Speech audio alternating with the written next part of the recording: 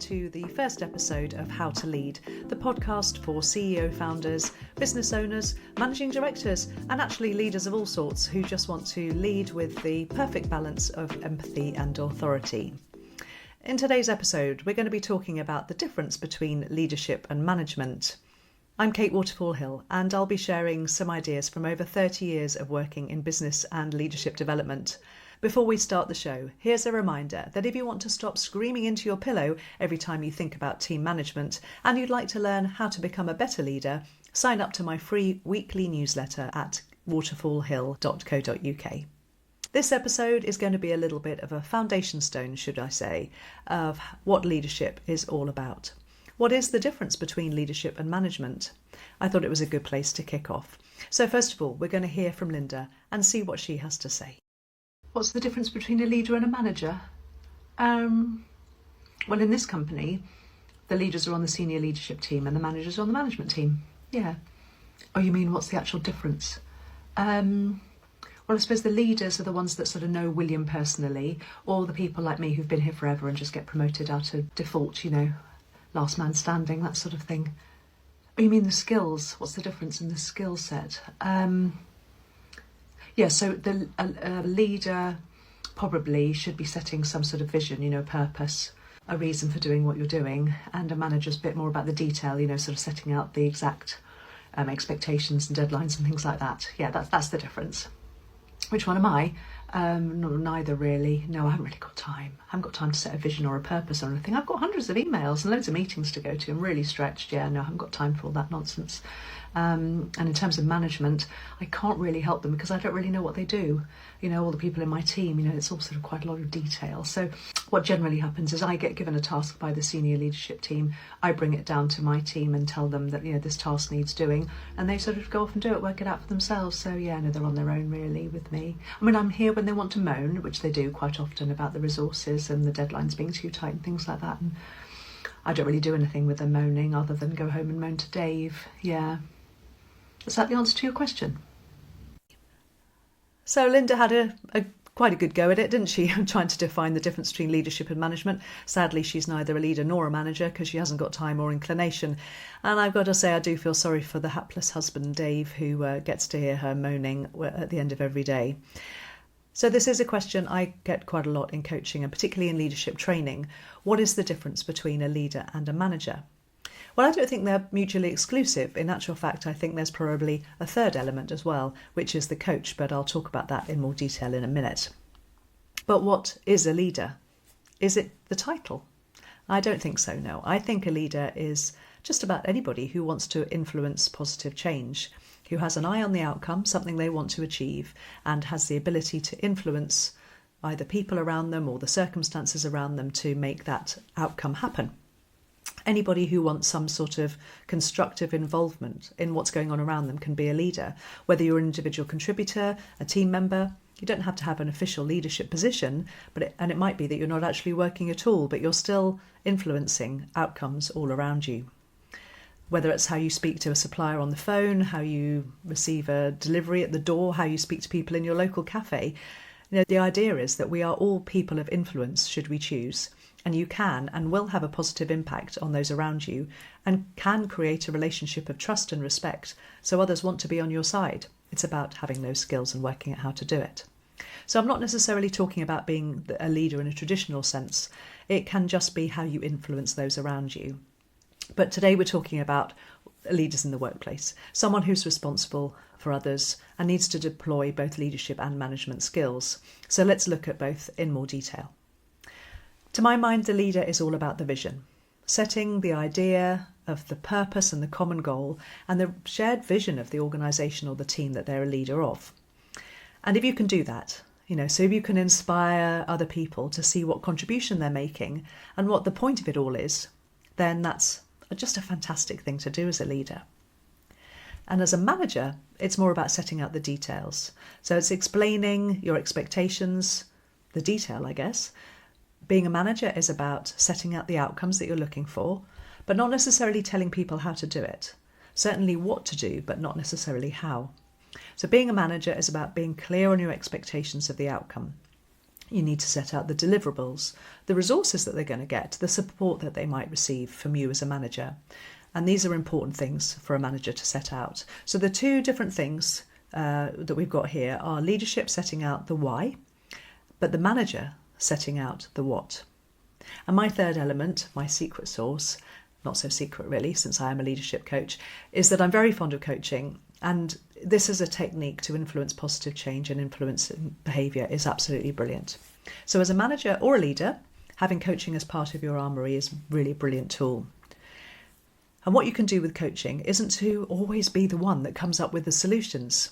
You're not always the one working out what the problem is or what the issue is. You're actually empowering other people to do so. So if the leader's setting out the why and the manager setting out the what, the coach enables the how. And that means by asking good questions, listening actively to the other person, by leaning in and yet giving people space at the same time, you can actually elicit the outcome, the right outcome, and the right way of doing things from that person. And if the other person is coming up with a way of doing it, as they're working out the step by steps of what they're going to do to achieve the outcome and the expectations that you very clearly set, they're much more likely to be invested in that outcome. They're much more likely to want to make it work because it's something that they've dreamt up, they've thought up, rather than you foisting it upon them. So I'm not talking about the leader, the manager and the coach being different hats you wear at different times. These are hats that you wear all the time, so you're using these techniques in the same conversation. You're setting out the why, you're also setting out the what, and then you're coaching the how. So the leadership element is the ability to inspire, to influence, to guide individuals or a group towards a common vision or goal. This isn't necessarily limited to formal positions of responsibility. You can exhibit these leadership skills in any organisation at any level, or even outside an organisation. And the leaders possess a range of skills often. It's vision, obviously, but as well as that, they can have other attributes. Some are very charismatic, you don't have to be, but certainly you need emotionally intelligence, the ability to listen and empathise and to take on board what other people are saying and other people's perspectives, because they often come up with the best answer. And also have that ability to inspire, and that's about bringing other people with you on the journey. The manager, on the other hand, is more about the detail. So it's about the planning, the organising, the controlling the resources. They're really intent on achieving specific goals for the organisation or their team. Managers are responsible for the day-to-day operations, allocating resources, making decisions. I'm interrupting myself briefly to let you know that my new book, How to Lead, is out now. It's filled with simple, proven methods I've gathered over my 30 years as a managing director and then coach of over 200 leaders. So if you're ready for straightforward, real-world approaches to leading with purpose, this book is for you. You can grab a PDF or a Kindle version from my website or a paperback edition from Amazon. Both links are in the show notes. Now, let's get back to the show. The manager's more involved with overseeing the day-to-day operations, the planning, the organising, controlling resources, making sure the team achieves the overall objectives, more focused on the tasks, the processes, the projects, the deliverables. They're also there to maintain order and stability. So both of these skills, leadership and management, need to be deployed simultaneously. Obviously, if you're at the very top of the organisation, then you really should be focused on setting out the vision and letting other people, managers beneath you, hopefully if you've got them, in the organisation setting out the what.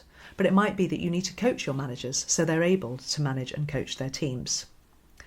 Just going back to the coaching side of things, the reason I love it so much is because it has so many benefits. Not only for you as a leader and a manager, but also for your team. It empowers your team. It makes them feel much more engaged and motivated. And for you, it lightens your load. You don't have to come up with all the answers. You need to come up with some really good questions, yes, to let other people work out what the answers are, but that's so much easier than actually trying to solve everything yourself, because you can end up just being a bottleneck if you don't watch out. Coaching really encourages a problem-solving mindset in your team. If you're asking them questions to evoke some sort of understanding, to help them see things differently from a different perspective or with a different mindset, they're much more likely to be innovative and creative and have that sense of psychological safety. They're not going to be judged for coming up with ideas or asking questions or admitting mistakes. This is a really important part of being a leader and a manager. Coaching also really encourages people to be more collaborative and work as a team. It encourages a positive attitude to challenges and to see mistakes or missteps as learning opportunities rather than, issues to be defensive about. People are much more likely to work towards a positive outcome if they've had a part in creating the process or the solution. And coaching enables you to delegate more so that you've got more time to think strategically and actually behave like the leader you want to be. So whilst I'm a huge fan of coaching and enabling others to find the solutions and to work out the how they should be doing things themselves, I am aware that sometimes it's just not possible. You have to give them a process to follow. There's health and safety or legislation or just a way that your business works because you need to be consistent. You need people to follow the same process so there's uniformity. And I get that. But where possible, if you can involve your team in the creation of the new process, then they're much more likely to be supportive of it and make sure that it works. I've just scratched the surface today on how fantastic coaching can be, and in future episodes I'll be covering coaching in a lot more detail. But I do hope this episode of How to Lead has given you a flavour of the sorts of things we'll be covering on this podcast, and also given you some ideas for the difference between leadership, management, and that extra secret sauce of being a great coach. So just to summarise, leadership is setting out the why, the management is setting out the what, and the coach enables the how. Thank you for listening to this episode of How to Lead. Please do subscribe and follow for more, and make sure you don't miss any future episodes that are coming up. If you can like and leave a review, I'd be so grateful. Let's spread the word far and wide that How to Lead is worth a listen. If you have any suggestions for future episodes, please do let me know. My contact details in the show notes. And remember, you don't have to do this alone. You too can enjoy being an authoritative yet empathetic leader. All it takes is for you to make a decision to be more intentional about how you interact with others. You might need some good tips and advice along the way, and maybe even a great guide. But until next time, listen more, advise less, and lead well.